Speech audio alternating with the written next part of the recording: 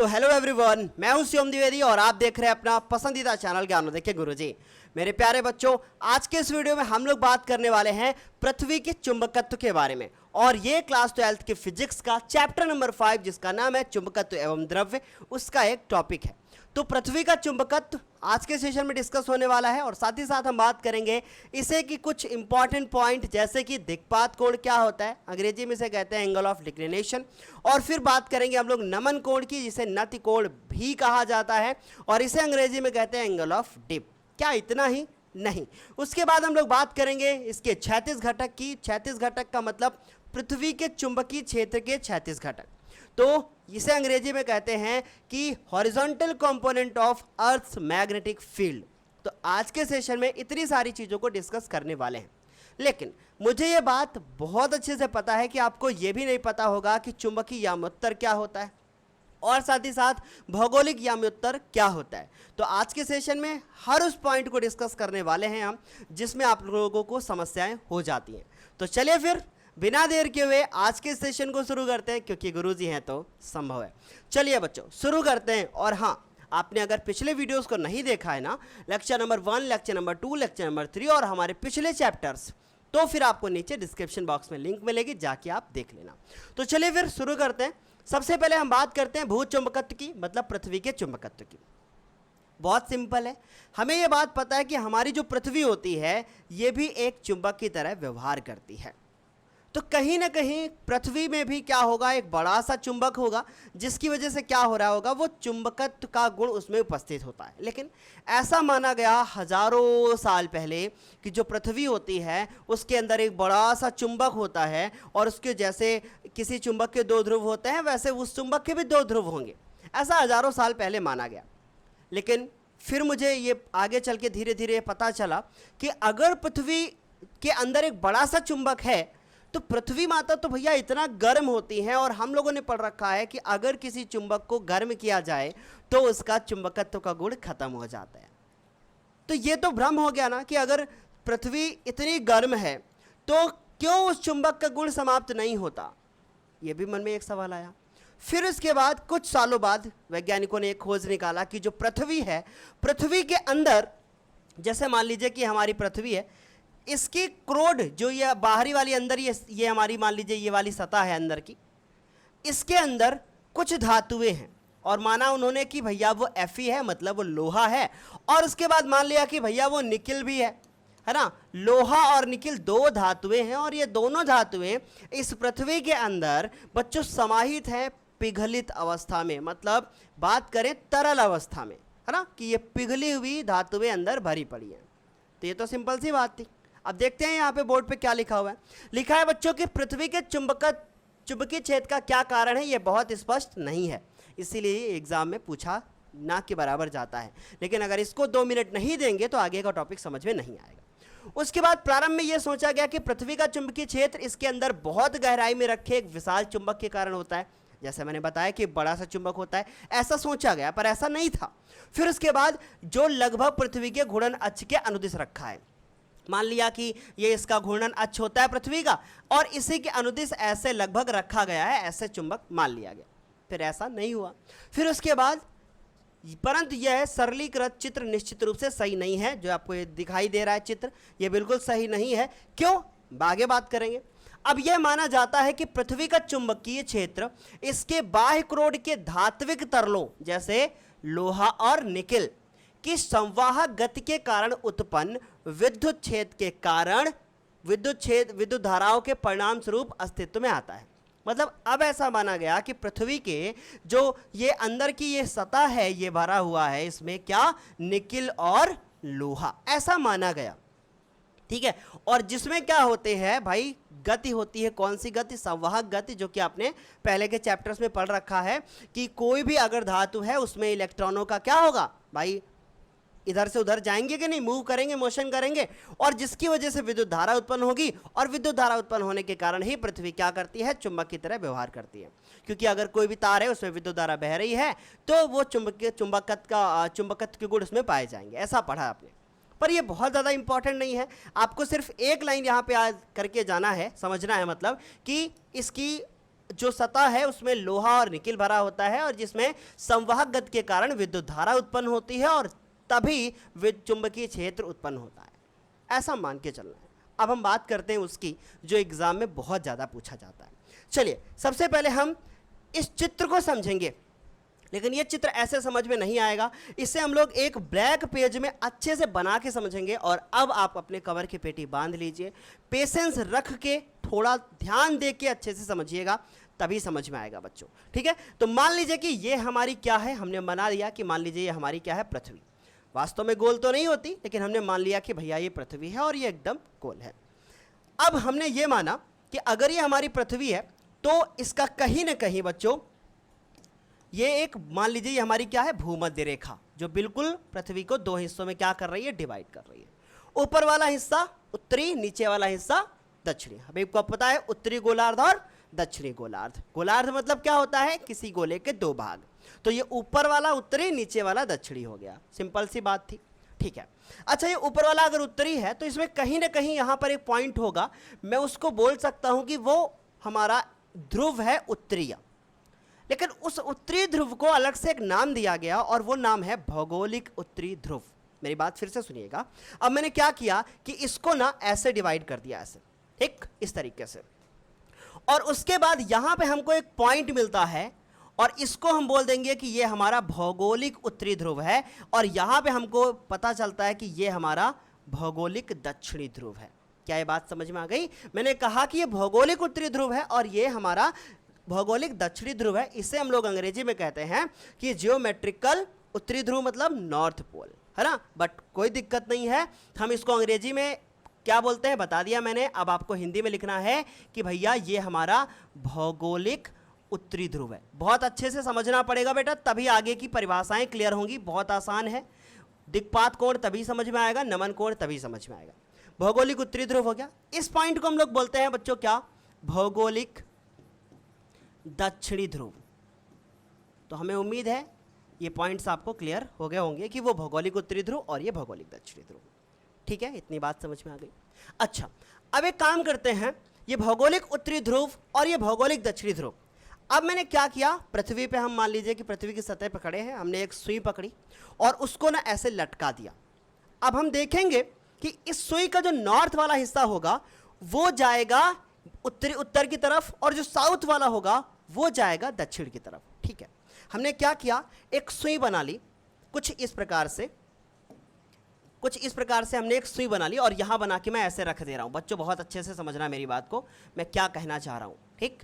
तभी आप लोगों को क्लियर समझ में आएगा। ऐसे आप हवा में उधर उधर भागते रहोगे और कुछ भी क्लियर नहीं होगा, ठीक। ये हमने बनाया और हमने बोल दिया कि ये हमारा नॉर्थ है और ये हमारा साउथ है। इसका मतलब मैं बोल सकता हूं कि ये उत्तर की ओर है, ऐसे दिशाएं, ठीक। ये चित्र आपको ऐसे ही एग्जाम में बनाकर आना है, ओके बेटा।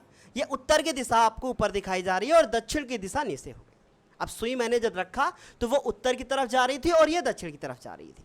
तो एक बात तुम्हारे मन में तुरंत आई होगी कि अगर कोई भी हमने चुंबक बनाया और ये इसका नॉर्थ है, ये इसका साउथ है, तो और ये इसका नॉर्थ है और ये साउथ है, तो ये दोनों एक दूसरे को अट्रैक्ट करते हैं। ये बात तो क्लियर समझ में आई। लेकिन अगर वो उत्तर है और ये भी उत्तर है, हम सुई को रख रहे हैं, तो यार उत्तर वाला उत्तर की तरफ क्यों जा रहा है, ये मन में क्वेश्चन जरूर आया होगा। आया कि नहीं आया कि भाई अगर सुई का ये उत्तर का हिस्सा है और ये उत्तर दिशा को ही क्यों बता रहे हैं, जबकि ये तो साउथ वाला जाना चाहिए, साउथ वाला जाना चाहिए। तो जब ये खोज हुई चुंबक की तो ये सारी चीजें आई, फिर वैज्ञानिकों ने माना कि यार ये कॉन्सेप्ट तो मेरा गलत हो गया। अब मैं जितना लोगों को किताबों में लिख के दे चुका हूं, अब मेरा मजाक उड़ेगा और कुछ समझ में नहीं मेरे को नहीं आएगा और बच्चे भी कंफ्यूज रहेंगे। तो उन्होंने कहा यार इसको सही तो करना ही पड़ेगा, ऐसे काम चल नहीं पाएगा। तो उन्होंने कहा अच्छा ठीक है, हम एक काम करते हैं, हम किताब में ये चीज़ लिख के दे देते हैं बच्चों को कि पृथ्वी के अंदर भैया यहाँ पे एक बड़ा सा चुंबक स्थित है, ये हम लिख के दे देंगे। अब बच्चे सोचे अरे ऐसा कैसे, वास्तव में वैसे ही हुआ, क्योंकि जब हम इसमें बात करें तो हम लोग पढ़ चुके हैं कि उत्तरी ध्रुव से चुंबकीय रेखाएं निकलती हैं और दक्षिणी ध्रुव की ओर जाती हैं। उत्तरी निकलती हैं, दक्षिणी में जाती हैं, उत्तर में निकलती हैं, दक्षिण में जाती हैं, पर ये पलट गया यहाँ पे। अब क्या हो जाएगा, अब देखो दक्षिण से निकालोगे रेखाएं और उत्तर की तरफ जाएंगी। अब तुम यार खो गए कंफ्यूज, ये क्या हो रहा है, उत्तर से निकल के दक्षिण की तरफ क्यों जा रही हैं? वास्तव में ऐसा ही होगा, अभी देखना कैसे। अब क्या हुआ, फिर से सुनना बच्चों, बहुत अच्छे से मैं डिस्कस कर रहा हूं ये सारी चीजें, ठीक। अब क्या हुआ, यहां पे एक चुंबक बना दिया ऐसे, ठीक, ऐसा मान लिया गया कि ये चुंबक है और ये चुंबक ऐसे घुमा हुआ है, ऐसे ऐसे ऐसे घुमा, ठीक। और ये चुंबक का जो ये वाला ध्रुव बनाया गया, ये ध्रुव इसका साउथ हो गया और ये हो गया क्या इसका नॉर्थ। अब हम लोग, ये सुई नहीं है, ये पृथ्वी के अंदर जो चुंबक है वो है, ठीक। और ये जो रेखा हमने खींच दी है। अब मान लो तुम्हारे पास घर में गेंद हो, मेरी बात फिर से सुनिएगा, तुम्हारे पास घर में गेंद हो, उस गेंद को अगर तुम दो हिस्सों में काट दोगे तो वो गेंद कैसी हो जाएगी, सोचिए, वो कुछ ऐसी हो जाएगी। मान लीजिए तुम्हारे पास गेंद है ऐसे, अब आपने इसको काट दिया तो ये ऐसे हो जाएगी, ऐसे हो जाएगी कि नहीं बोलो, ये वाला हिस्सा ऐसे कट के आएगा। ये जो तल बनकर आया, जो ये कटकर आया, इसी तल को हम कहते हैं भौगोलिक, समझ रहे हो मेरी बात, भौगोलिक यामयोत्तर, इस तल को बोलते हैं भौगोलिक यामोत्तर। तो अगर मैं आपको यहां पे एक चीज दिखाऊं कि भौगोलिक यामोत्तर क्या है, तो क्या होगा भौगोलिक यामोत्तर, ये गोला। और अब मान लो हमने क्या किया, इसको, ये वाला जो तल आपको दिख रहा है, इसको ये वाला तल, ठीक, ये सीधा है। अब धीरे धीरे मैं घुमा रहा हूं, ये वाला जो तल आपको दिखाई दे रहा है, ये वाला, ये तल कहलाएगा भौगोलिक यामोत्तर। समझ में आई बात, यामयोत्तर ऐसे लिखा जाता है, ठीक। तो ये जो हमने ये वाली रेखा बना दी, इसको हमने क्या नाम दिया, भौगोलिक यामोत्तर। मैं अभी एक एक की सबकी परिभाषा भी बता दूंगा, आपको कोई भी परेशानी नहीं होगी। भौगोलिक यामोत्तर, ओके बच्चों, समझ में आ गया इतनी बात, ठीक। अब मैंने ये बता दिया, गोला है, बीच में लाइन खींचा, और ये उत्तरी ध्रुव हो गया, ये दक्षिणी ध्रुव हो गया। ये जो तल बन के आया वो तल कौन सा है, भौगोलिक उत्तरी ध्रुव और भौगोलिक दक्षिणी ध्रुव को मिलाने वाली रेखा जो हमारी होगी, उसके जो तल को बोलेंगे क्या, भौगोलिक यामयोत्तर। परिभाषा भी क्लियर हो गई, ठीक है सर। अब सर ने क्या किया, बोला कि अगर ये कोई पृथ्वी के अंदर बड़ा सा चुंबक है तो इसका भी कहीं ना कहीं अच्छा होगा, जैसे ये अच्छा बनाया है वैसे वो भी अच्छा होगा। तो सर ने बोला कि ठीक है, अगर अच्छा है तो तुम एक काम करो, इसको भी ऐसे ही ऐसे लेके चले आओ, ठीक, ऐसे लेके चले आओ, ओके बच्चों, ऐसे। और जो ये येलो कलर की लाइन आपको दिखाई दे रही है, इस लाइन का भी कुछ नाम हो गया, और ये लाइन का नाम क्या होगा मैं बताऊंगा अभी। ये पृथ्वी का वो वाला हिस्सा, जो ये पृथ्वी की सतह है जहां हम लोग रहते हैं, और ये वाला जो आपको हिस्सा दिखाई दे रहा है, ये वाला पॉइंट, और बेटा ये वाला पॉइंट, माना गया कि भौगोलिक उत्तरी ध्रुव के बगल में जो ये वाला पॉइंट है, ये है हमारा चुंबकीय उत्तरी ध्रुव। बात समझ में आ गई, यही कारण है ये चुंबकीय उत्तरी ध्रुव जो ये सुई बता रही थी, ये वाला जो पॉइंट आपको दिखाई दे रहा है, ये है चुंबकीय दक्षिणी ध्रुव। बात समझ में आ गई आप लोगों को कि नहीं? तो अगर ये हमारा एन एस है तो ये एस डैश है, ये एन है तो ये एन डैश है। हमें उम्मीद है ये बात आप लोगों को अच्छे से समझ में आ गई होगी, ठीक है। अब आपको जो ये वाला तल दिखाई दे रहा है बच्चों, ये वाला तल, ये अभी देखो हम इसको अगर ऐसे रखें और ऐसे आपको दिखाने की कोशिश करें तो जो ये वाला तल दिखाई देगा, इस तल को बोलेंगे चुंबकीय यामयोत्तर। अब आपको अगर आइडिया ना हो तो देखा होगा आपने, गेंद जब बीच से कट जाती है तो दो हिस्से ऐसे खुल जाते हैं, कुछ ऐसे अर्धगोला टाइप। उसको ये वाला जो तल आपको दिखाई देगा, इसको हम लोग बोलेंगे, इसका नाम क्या होगा, चुंबकीय यामयोत्तर। यहां लिख रहा हूं मैं, ये जो होगा ये क्या होगा, चुंबकीय यामयोत्तर। बोलो क्लियर हुआ? कुछ था इसमें, बहुत आसान था। हमने आपको बताया कि एक पृथ्वी है, बीच में भौगोलिक उत्तरी ध्रुव दक्षिणी ध्रुव कहाँ से आए, ऐसा माना है कि चुंबक है, ये बातें क्लियर हो गई, ठीक है।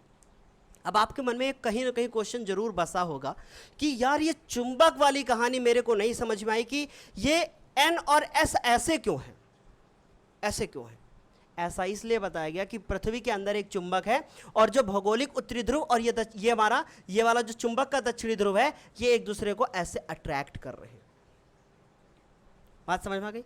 अब भौगोलिक उत्तरी ध्रुव और ये जो हमारा भौगोलिक यामोत्तर है, ये भौगोलिक यामोत्तर और चुंबकीय यामोत्तर, इसके बीच में एक कोण बनता है। कहां बनेगा वो कोण? यहां पर, यहां पे एक कोण बनता है और इसी कोण को कहते हैं हम लोग क्या? अल्फा। अल्फा कौन सा कोण है? मैं अगर यहां पे लिख दूं तो इसे कहते हैं बच्चों अल्फा। जो आपको कोण यहां दिखाई दे रहा है, इसी अल्फा को बोलते हैं बच्चों क्या? दिक्पात कोण। कौन सा कोण बेटा? दिक्पात कोण। बोलो क्लियर हुआ? आइए बात समझ में। ठीक है, आसान था, क्लियर हो गया कि चुंबकीय यामोत्तर और भौगोलिक यामोत्तर के बीच में जो कोण बनता है उसे दिक्पात कोण कहते हैं। तो अब कॉपी पे क्या लिखोगे? कॉपी पे सबसे पहले आप ये लिखोगे पृथ्वी का भूचुंबकत्व, फिर आप हेडिंग डालोगे कि पृथ्वी के चुंबकत्व के अवयव, और उसमें पहला जो आपका पॉइंट होगा वो पहला पॉइंट होगा आपका दिक्पात कोण। बात समझ में आ गई? और ये चित्र बनाओगे और उसके बाद फिर क्या लिखोगे? मेरी बात ध्यान से सुनना। फिर आप लिखोगे कि ये चित्र बनाने के बाद आप लिखोगे कि भौगोलिक उत्तरी ध्रुव और भौगोलिक दक्षिणी ध्रुव, भौगोलिक उत्तरी ध्रुव और भौगोलिक दक्षिणी ध्रुव को मिलाने वाले तल को हम लोग बोलते हैं भौगोलिक यामोत्तर। फिर आप लिखोगे कि चुंबकीय उत्तरी ध्रुव और चुंबकीय दक्षिणी ध्रुव को मिलाने वाले तल को बोलते हैं क्या? चुंबकीय यामोत्तर। फिर आप लिखोगे कि भौगोलिक यामोत्तर और चुंबकीय यामोत्तर के बीच में एक कोण बनता है जिसे अल्फा कहते हैं, जिसे अल्फा कहते हैं बेटा। और इस अल्फा का मान एक जगह पे कुछ और होता है, दूसरी जगह पे कुछ और होगा। ये चीज़ आपको लिख लेनी है। ठीक है, तो हमें उम्मीद है कि आपको ये बात बेहतर समझ में आ गई होगी कि क्या हुआ क्या नहीं, अच्छे से। चलो आगे बढ़ते हैं, यहाँ पे वापस आते हैं। इसको समझो, ये चित्र आपको दिखाई दिया होगा कि ये हो गया भौगोलिक उत्तरी ध्रुव, ये हो गया चुंबकीय उत्तरी ध्रुव, ये भौगोलिक भूमध्य रेखा बना दी गई, ये चुंबकीय निरक्ष है। ये चुंबकीय निरक्ष कौन सा है बेटा? ये जो हमने रेखा बनाई है ये चुंबकीय अक्ष है। ठीक, और इसी चुंबकीय अक्ष के लंबवत एक ऐसे रेखा बना दो, इसको हम बोलते हैं चुंबकीय निरक्ष। इसको हम लोग क्या बोलते हैं? चुंबकीय निरक्ष। ठीक है, चुंबकीय भूमध्य को चुंबकीय निरक्ष बोलते हैं। ठीक है, हमें उम्मीद है इतनी बात क्लियर हो गई होगी। चलो अभी ये सारे पॉइंट्स आपको अच्छे से समझ में आ गए, कुछ भी अभी नहीं रहा, भौगोलिक दक्षिणी ध्रुव सब आ गया। हाँ, अभी एक चीज़ और है इसी चित्र में आपको और ऐड करना है, और वो ये है आपको यहाँ से रेखा दिखानी है। जैसे हमने यहाँ से रेखा दिखाई है ना कि ये देखो इधर से निकल के उधर जा रही हैं, वैसे ही आपको यहाँ भी दिखाना है कि यहाँ से रेखाएं ऐसे निकल रही हैं ऐसे, और ये वापस ऐसे जा रही हैं, यहाँ से निकल रही हैं और ये वापस इधर की ओर जा रही हैं, फिर यहाँ से निकल रही हैं वापस इधर की ओर जा रही हैं, और इधर से निकल रही हैं वापस इधर की ओर जा रही हैं, और इधर से आ रही हैं, इधर से आ रही हैं, इधर से जा रही हैं, इधर से जा रही हैं। तो हमें उम्मीद है आपको ये बात अच्छे से क्लियर समझ में आ गई होगी और दिक्पात कोण भी समझ में अच्छे से आ गया होगा। ठीक है, ये बाहर निकल रही हैं और ये जा रही हैं। ठीक, ये अंदर की ओर। क्लियर हुआ? अच्छे से समझ में आ गया कि भैया ये उत्तरी ध्रुव और ये दक्षिणी ध्रुव क्लियर हो गया, ये चुंबक की वजह से ऐसी रेखाएं। चलो अभी दिक्पात कोण समझ में आ गया। चलो एक चीज़ इसको समझ लेते हैं। वह ध्रुव जो पृथ्वी के भौगोलिक उत्तरी ध्रुव के निकट है, जैसे अभी हमने बताया था भौगोलिक उत्तरी ध्रुव कौन सा होता है? ये वाला। इसके जो निकट आपको मिलेगा, इसके जो निकट मिलेगा उसको हम लोग बोलेंगे चुंबकीय उत्तरी ध्रुव, और इसी प्रकार पृथ्वी के भौगोलिक दक्षिणी ध्रुव के निकट जो ध्रुव मिलेगा उसको बोलेंगे हम लोग चुंबकीय दक्षिणी ध्रुव। ये तो अभी हमने आपको बता ही दिया, आपको कोई दिक्कत नहीं हुई होगी। चलो अब हम बात करते हैं नतिकोण की। हमारा दूसरा पॉइंट होगा और वो होगा नतिकोण या नमन कोण भी कहते हैं। ठीक है, नमन या फिर नति। अच्छा, नति का मतलब क्या होता है बेटा? नमन का मतलब क्या होता है? नमन का मतलब होता है कि झुकना। नमन का मतलब होता है झुकना, है ना? तो आपको मैं अभी आपको बहुत अच्छे से एक बात बताता हूं। देखो, अब मान लो कि हमारी ये पृथ्वी माता है ऐसे, ठीक? अच्छा, अगर ये हमारी पृथ्वी माता है तो इनका कहीं ना कहीं अक्ष होगा भाई। अगर मान लो हम लोग यहाँ हैं तो तो ये हमारा क्या होगा, क्षैतिज होगा। बोलो ये क्षैतिज होगा कि नहीं। ये हमने एक ऐसे रेखा खींच दी और इसे हम लोग क्या बोल देंगे कि ये है हमारा क्षैतिज। और ये क्षैतिज कहाँ पड़ा था, याद होगा आपको, सूर्योदय और सूर्यास्त वाला मैंने आपको क्लास 10th में पढ़ाया था, बिल्कुल वैसा ही है। ये हमारा क्षैतिज हो गया। ठीक, अच्छा अब मैंने क्या किया कि हम मान लो पृथ्वी पे खड़े हैं, मेरी बात अच्छे से समझना, हम इस सतह पे यहाँ पे खड़े हैं अभी। अब हमने देखा तो ये हमारा क्षैतिज हो गया। अब हमने एक सुई ले ली ऐसे, और ये सुई क्या है, ये सुई ऐसे, भाई पृथ्वी पे खड़े हैं तो ये सुई तो ऐसे घूम सकती है, भाई ऐसे घूमेगी तो ये बताएगी इधर उत्तर है इधर दक्षिण है, ऐसे घूम रही तो ये बता रही इधर पूरब है इधर पश्चिम है, पर ऐसा होता नहीं है। अगर स्वतंत्रता ऐसे घूम सकती है सुई तो वो हमेशा उत्तर दक्षिण दिशा में रुकती है, ये बात तो हमें पता है। अच्छा ठीक है, अब मैं एक काम करता हूँ, इसको मैंने ऐसे पकड़ा और स्टैंड में लगाया सुई को। अब इस सुई को मैं एक आज़ादी देता हूँ, मैं कहता हूँ कि तुम एक काम करो, तुम इधर तो घूम ही सकती थी, ऐसे ऐसे भी घूम सकती थी, अब तुम ऐसे भी घूम सकती हो, ऐसे भी घूम सकती हो, और ऐसे जाके ऐसे भी घूम सकती हो, ऐसे भी घूम सकती हो। मतलब इसको मैं घूमने के लिए स्वतंत्र कर दूं। परिभाषा यहीं से निकलेगी कि अगर हम किसी सुई को ले और हम उसको स्वतंत्रता पूर्वक लटका दें कि वो स्वतंत्रता पूर्वक किसी भी दिशा में घूम सकती है। अब हमने यहाँ पे हम खड़े हुए और हमने कहा ये सुई है, अब ये सुई ना कुछ देर बाद देखा मैंने नीचे लटक गई, ऐसे लटक गई नीचे की ओर। तो ये जो अगर ऐसे आ गई तो ये इसका फिर मान लीजिए हमारे पास ये सुई है, ठीक, और ये सुई ने क्या किया है, ऐसे चली गई, इस दिशा में चली गई, तो ये बताएगी कि किसकी दिशा बताएगी, चुंबकीय क्षेत्र की दिशा। बात समझ आ गई, ये किसकी दिशा बताएगी, चुंबकीय क्षेत्र की दिशा। अच्छा अब आपके मन में यह सवाल जरूर आया होगा कि सर सुई तो ऐसे घूमती है यार, ये ऐसे क्यों घुमा रहे हो, मन में आया होगा। अब एक बात बताओ, पृथ्वी तो गोल है भाई, लगभग गोल ही है, अंडाकार है तो क्या हुआ, है तो गोल ना, तो हम लोग ढलान के नीचे क्यों नहीं जाते फिर, समझो मेरी बात। एक्चुअली होता क्या है, मान लो तुम यहाँ चल रहे हो, इतना विस्तार है कि तुम्हें पता ही नहीं चलता कि हम लोग कब घूमे कब क्या हुआ, ठीक। तो अगर मैं ध्यान से देखूं तो वास्तव में होता यह है कि जैसे हम यहाँ पे खड़े हैं तो ये जब सुई घूमती है तो ये किसी न किसी दिशा में घूमेगी, या तो वो नीचे की ओर या तो ऊपर की ओर, किसी न किसी दिशा में घूमेगी। अब अगर यहाँ पे बात करूँ तो यहाँ पे अगर होंगे हम तो ये इसका उत्तर वाला हिस्सा मान लो ऊपर की तरफ है, भौगोलिक उत्तरी ध्रुव, तो उत्तर वाला हिस्सा ऊपर की तरफ चला जाएगा, और अगर दक्षिणी ध्रुव नीचे है तो दक्षिणी ध्रुव वाला नीचे चला जाएगा। ये चुंबकीय क्षेत्र की दिशा बताएगी, क्योंकि हम लोग जानते हैं सुई है तो नॉर्थ से निकलेंगी रेखाएं और साउथ की तरफ जाएंगी, तो ये जो नॉर्थ से निकल के जा रही हैं ये बता रही हैं चुंबकीय क्षेत्र की दिशा, और वो हमने बता दिया क्षैतिज। अब हमने क्या बनाया, हमने इसके दो घटकों को डिवाइड कर दिया, ये हमारी चुंबकीय क्षेत्र की दिशा हो गई, हमने इसको दो घटकों में डिवाइड किया, एक क्षैतिज घटक और ये हमने बना लिया एक ऊर्ध्वाधर घटक। ये बात समझ में आ गई, वो क्षैतिज घटक हो गया और ये ऊर्ध्वाधर घटक हो गया। अब पृथ्वी के क्षैतिज घटक, या बात करें पृथ्वी के क्षैतिज और चुंबकीय क्षेत्र की दिशा, इन दोनों के बीच में जो कोण बनेगा उसी कोण को हम लोग क्या बोल देते हैं बेटा, नतिकोण। परिभाषा बन गई कि यदि पृथ्वी पर कोई भी सुई स्वतंत्रता पूर्वक घूमने के लिए क्या हो, तत्पर हो, है ना, तो पृथ्वी की क्षैतिज दिशा और चुंबकीय क्षेत्र की दिशा के बीच में एक कोण बनता है, और इसी कोण को हम लोग क्या बोलते हैं बेटा, नमन कोण या नतिकोण बोलते हैं। बात समझ में आ गई। आपके मन में क्वेश्चन आया होगा कि सर ये नीचे ही क्यों घूमे। बेटा एक बात मुझे बताओ, अगर ये पृथ्वी है तो हम बात करें, मान लो ये हमारे पास सुई है, कोई एक सुई है, ठीक, यहाँ पे हम सुई को देखेंगे तो ये सुई ऐसे होगी, ये उत्तर की दिशा बताएगी या दक्षिण की बताएगी। यहाँ देखेंगे तो ये सुई ऐसे होगी, ये उत्तर को बताएगी और ये वाला हिस्सा दक्षिण को बताएगा ऐसे। यहाँ पे देखेंगे तो ये सुई ऐसे होगी, ये वाले उत्तर को बताएगी, ये वाला दक्षिण को बताएगा। बात समझ आ रही। फिर अचानक से जब हम यहाँ पहुंचेंगे यहाँ पे तो देखेंगे तो ये नीचे की ओर आ जाएगी, और नीचे वाली दिशा कुछ और होगी, ऊपर वाली दिशा कुछ और। तो आपको समझ में आ गया होगा, ठीक, कि क्या होता है नतिकोण या नमन कोण। अब हम बात करते हैं कि तीसरा पॉइंट, पृथ्वी के चुंबकीय क्षेत्र,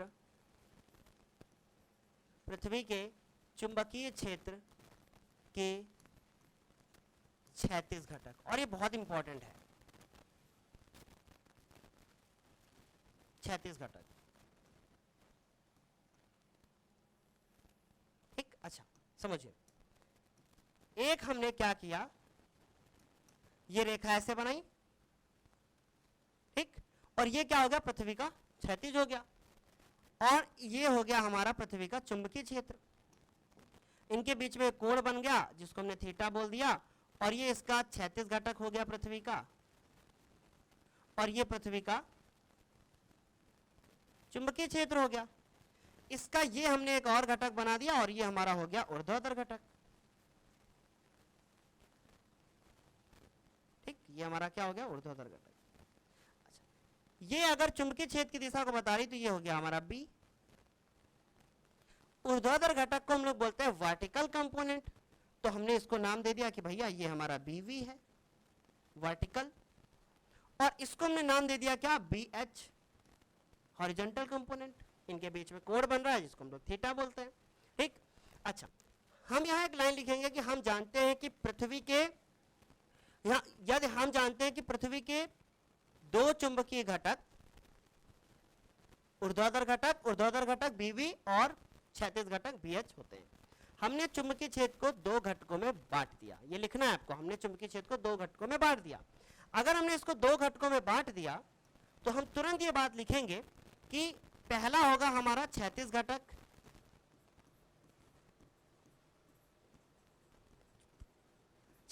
जिसको हम बोलेंगे बीएच, और एक होगा हमारा ऊर्ध्वाधर घटक, और जिसको बेटा हम लोग क्या बोलेंगे, बीवी। ठीक, मेरी बात गौर से सुनना अभी, ठीक है, क्षैतिज घटक और ऊर्ध्वाधर घटक, हमें उम्मीद है आ गया होगा समझ में। इसको नीचे लाते हैं थोड़ा, अब समझिए। हम एक काम करते हैं, इसी को त्रिभुज को ऐसे बनाते हैं, फिर से ऐसे, ठीक, और ये वाली लाइन हो गई ऐसे, ये वाली जो लाइन आपको दिख रही है इसको हम यहां ले आते हैं। ठीक, अब देखो ये तो कोण बन रहा है थीटा, ठीक है ना बेटा, और ये वाली जो लाइन दिख रही है ये हमारी बी है, ये वाली जो लाइन दिख रही है ये हमारी बी एच है, और ये वाली लाइन हमारी बी वी है ना। अच्छा, थीटा है अगर, तो थीटा के सामने वाला लंब होता है, तो अगर हम फॉर्मूला लगाएं कि साइन थीटा बराबर लंब बटे ये वाला कण, ये वाला कण हो गया है ना, तो मैं अगर बीवी की वैल्यू निकालूं तो बी साइन थीटा आएगा कि नहीं, बोलो। इसका मतलब मैं बोल सकता हूं कि बीवी की वैल्यू बी साइन थीटा आएगी, और इसी तरीके से अगर मैं इसकी वैल्यू निकालूं तो बी कॉस थीटा आएगी। आएगी कि नहीं आएगी, समझ में आई बात भाई, पाइथागोरस थ्योरम। तो मैं बोल सकता हूं कि जो बी एच आएगा वो आएगा बी कॉस थीटा, और ये जो आएगा हमारा वो आएगा बी साइन थीटा। अच्छे से आया समझ में कि नहीं, बोलो, है ना। अब ये हो गया हमारा समीकरण नंबर 1, और ये हो गया समीकरण नंबर 2। दिखाई दे रहा है ये कलर, ये समीकरण नंबर 1 हो गया और ये समीकरण नंबर 2 हो गया। ठीक, इसको मिटा दूं अभी, समझ तो गए ही होगे। ठीक, चलो अब सुनो, बना दिया हमने क्षैतिज घटक ले लिया, ऊर्ध्वाधर घटक ले लिया। अब एक काम करते हैं कि समीकरण 2 को हम लोग डिवाइड करते हैं किससे, 1 से। ठीक, समीकरण 2 को डिवाइड करते हैं 1 से। ऐसा क्यों कर रहे हैं मैं अभी आपको बताता हूं यार। समीकरण 2, हंसना मत, क्या बोल दिया सर, समीकरण 2 डिवाइडेड बाई 1, तो 2 को अगर मैं 1 से डिवाइड करूंगा तो क्या होगा, देखो 2 को ऊपर करूंगा बीवी और नीचे बी एच। अच्छा, आपके मन में फिर आया होगा सर 1 को 2 से नहीं कर सकते थे, आया होगा ना, अभी मैं बताऊंगा कि क्यों नहीं किया सर ने। बी साइन थीटा और बी कॉस थीटा हम लोग इसलिए नहीं किए क्योंकि हम चाहते थे कि टैन थीटा बन जाए, और टैन तभी बनता है जब ऊपर साइन नीचे कॉस होता है। अब ये बी से बी कट गया और यहां बन जाएगा टैन थीटा, और ये बन गया हमारा बीवी और ये बन गया बी एच। बोलो समझ में आ गई ये बात। अब मैं अगर यहां से थीटा की वैल्यू निकालूं तो आएगा टैन इनवर्स, क्योंकि बेटा करते क्या है, जैसे मान लो लिखा है साइन थीटा बराबर 2। अब तुम्हें नहीं 2 हो नहीं सकता फिलहाल, मान लो हमने लिख दिया कि कुछ भी वैल्यू लिख दिया 5/6 ऐसा लिख दिया। अब मुझे 5/6 का मान नहीं पता साइन थीटा में किसका होता है 5/6 मान, तो हम थीटा को इधर रखते हैं, उधर को साइन को भेज देते हैं और साइन के ऊपर -1 घात लगाते हैं। इसीलिए tan जब इधर आएगा तो tan के ऊपर -1 घात हो जाएगी और ये हो जाएगा BV/BH। ये एक फॉर्मूला बन गया, ये एक फॉर्मूला बन गया बेटा कि थीटा बराबर tan इनवर्स BV/BH। बोलो क्या ये बात समझ में आ गई? कुछ था इसमें? है ना सिंपल, कुछ था ही नहीं। ये फॉर्मूला बन गया, ठीक। यहां से आप इसका स्क्रीनशॉट ले लो, कोई समस्या नहीं है। अच्छा, अब एक काम करते हैं, ये हमारा समीकरण नंबर 1 है और ये समीकरण नंबर 2 है। मैं दोनों समीकरणों को वर्ग करके जोड़ देता हूं, देखते हैं क्या आता है, ठीक। नए पेज पे गए और हमने लिखा कि समीकरण, हमने लिखा बेटा कि समीकरण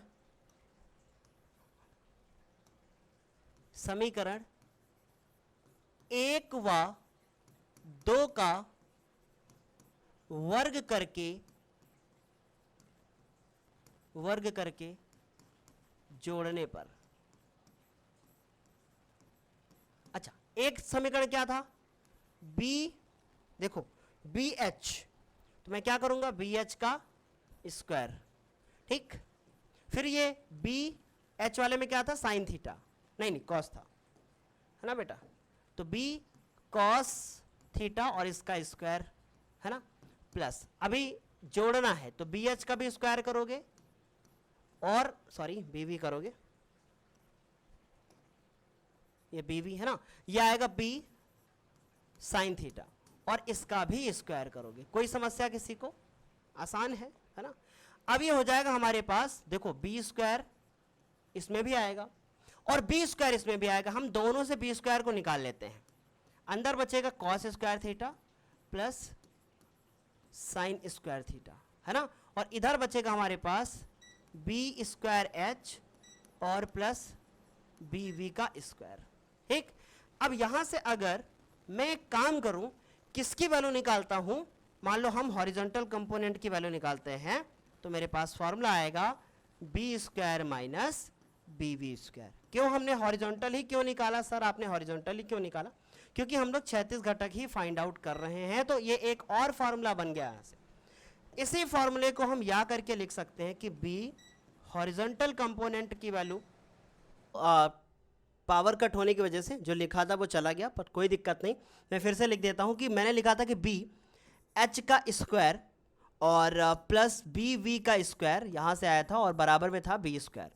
तो यहाँ से हमने अगर निकालना पड़ जाए BH का स्क्वायर तो आ जाएगा B square minus BV square. इसको लिखकर मैंने आप लोगों के लिए एक इसको ऐसे बॉक्स में बंद कर दिया था, ठीक, सॉरी, ठीक है, तो इसको मैंने पूरा ऐसे बॉक्स में बंद कर दिया था और इसके बाद, ठीक, ये हो गया। अगर मैं यहाँ से निकालना चाहूँ BH की वैल्यू तो बच्चों आएगा सिर्फ B स्क्वायर और माइनस BV और इसके बाद स्क्वायर और इसका रूट। ये यहाँ से इतनी सारी चीज़ें आएंगी, तो हमें उम्मीद है कि आपको ये बात अच्छे से समझ में आ गई होगी, ठीक है, कोई दिक्कत नहीं है, आप इसका स्क्रीनशॉट ले सकते हो। हमें उम्मीद है ये आपको इतना क्लियर हो गया होगा, ठीक है। तो ये जो है हमने आप लोगों को ये वाला पूरा जो चैप्टर था वो कवर करके दे दिया है। उम्मीद है आप लोगों को कोई समस्या अब नहीं होगी, ठीक। अच्छा, ये चैप्टर फाइनली आप लोगों के लिए पूरा कंप्लीट है। आप लोग जो है इसका स्क्रीनशॉट वगैरह या जो भी लेना था पीछे जाके आप लोग ले लीजिएगा। और हाँ, दूसरी चीज़ ये बताना है कि अब हम लोग एक नया चैप्टर स्टार्ट कर रहे हैं। फिर आज के लिए इतना ही, तब तक के लिए thank you so much, bye bye, take care, thank you.